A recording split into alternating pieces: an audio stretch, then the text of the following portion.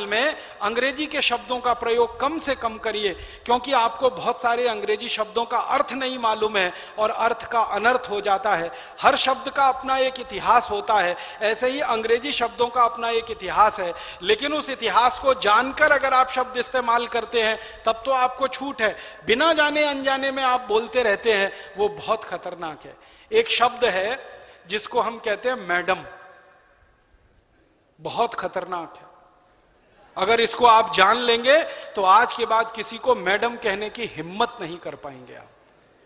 हम किसी को भी राह चलती बहन को, मां को, बेटी को मैडम कह देते हैं, और हमारे देश का भला हो बहनों का, वो भी मैडम कहलवाने में गौरव महसूस करती हैं। हमको मैडम कहो।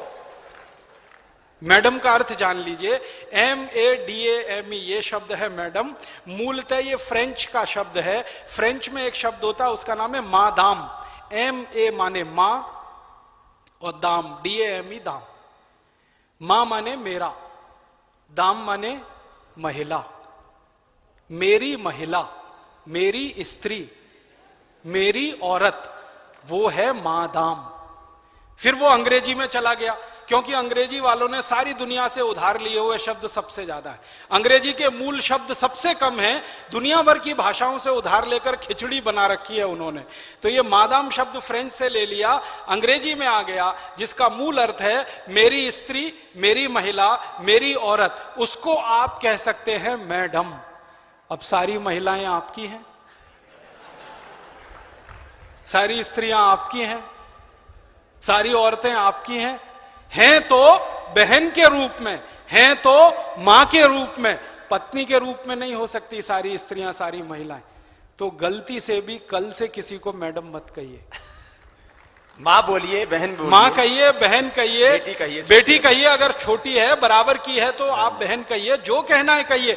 भारतीय शब्दों में रिश्ते बिल्कुल स्पष्ट हैं। बहन का रिश्ता एकदम स्पष्ट है, मां का रिश्ता एकदम स्पष्ट है, बेटी का रिश्ता एकदम स्पष्ट है, पत्नी का रिश्ता एकदम स्पष्ट है। इतने स्पष्ट रिश्ते दुनिया के किसी शब्द में नहीं मिलेंगे जो भारत में। मैडम का रिश्ता ही स्पष्ट नहीं है आपको, और हो गया तो कहने की हिम्मत नहीं करेंगे। तो हाथ जोड़कर विनती करता हूं, मैडम कहना बंद कर दीजिए। और जो आपके नजदीक में मैडम कहलाने वाली बहनें हैं, उनको भी जरा ये बता दीजिए कि आप किस किस की हो सकती हैं, किसकी नहीं हो सकती है। तो ये मैडम बंद करिए। और एक बहुत खराब शब्द है सर, सर, सर। ऐसी गुलामी घुसी हुई है हमारे यहां।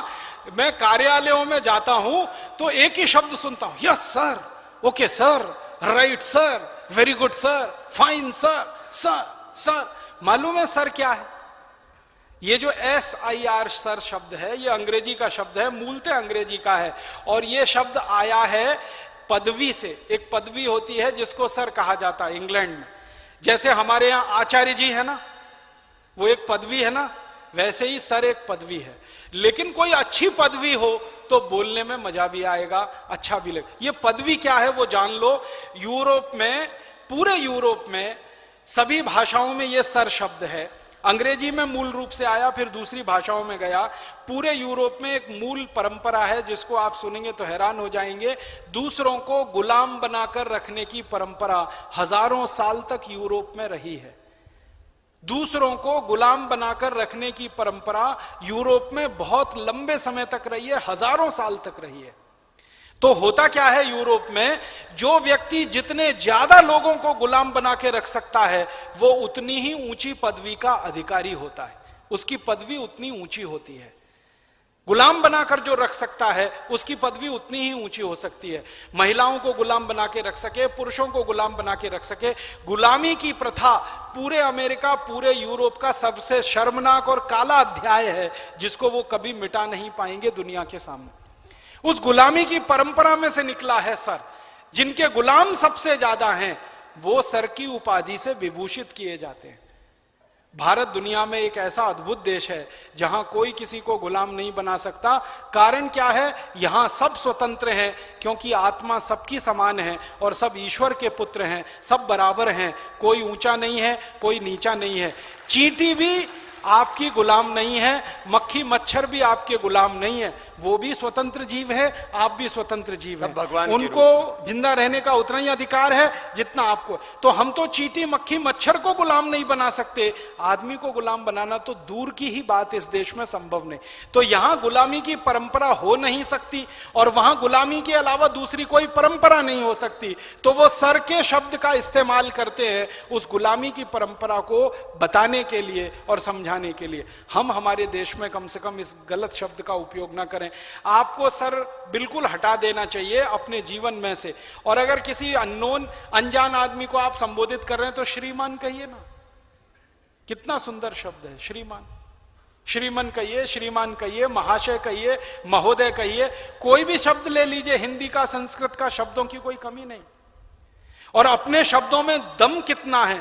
थोड़ी देर पहले मैं मैडम बता रहा था ना, और भारत का एक शब्द है श्रीमती। श्री माने लक्ष्मी, मति माने बुद्धि।